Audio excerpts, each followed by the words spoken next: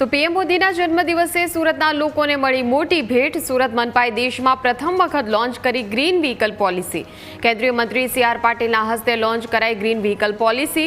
સુરતના ઇન્ડોર સ્ટેડિયમમાં લોન્ચ કરવામાં આવી આ પોલિસી। ગૃહ રાજ્યમંત્રી હર્ષ સંઘવી, મંત્રી મુકેશ પટેલ સહિતના મહાનુભાવો પણ કાર્યક્રમમાં ઉપસ્થિત રહ્યા।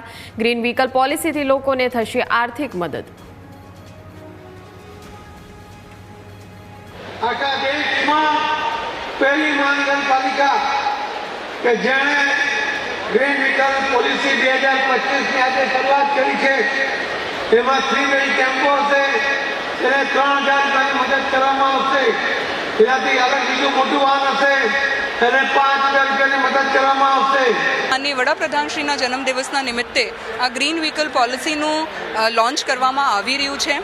ઇલેક્ટ્રિક વ્હીકલ કરતાં પણ એમનું વ્યાપ વધારે છે। સુરત શહેર આજે સમગ્ર ભારત દેશમાં ઇલેક્ટ્રિક વ્હીકલ્સનું હબ બની ગયું છે, પણ હવે ગ્રીન અને ક્લીન ફ્યુલ આધારિત વ્હીકલ્સ, 2 વ્હીલર્સ, 3 વ્હીલર્સ, 4 વ્હીલર્સ, બसेस અને ફ્રેટ જો વ્હીકલ્સ છે એમાં પણ સુરત શહેર સમગ્ર ભારત દેશમાં લીડ લે એ હેતુથી આ ગ્રીન વ્હીકલ પોલિસી લોન્ચ કરવામાં આવી છે। અમે ઈ વ્હીકલને તો પ્રોત્સાહન આપ્યું, પણ આવનાર સમયમાં હાઇડ્રોજન બેઝના જે વ્હીકલ આવશે તેને પણ પ્રોત્સાહન આપશું। આવનાર સમયમાં અત્યારે ગુજરાતનું 35% એટલે 35% ઈ વ્હીકલ સુરતમાં છે।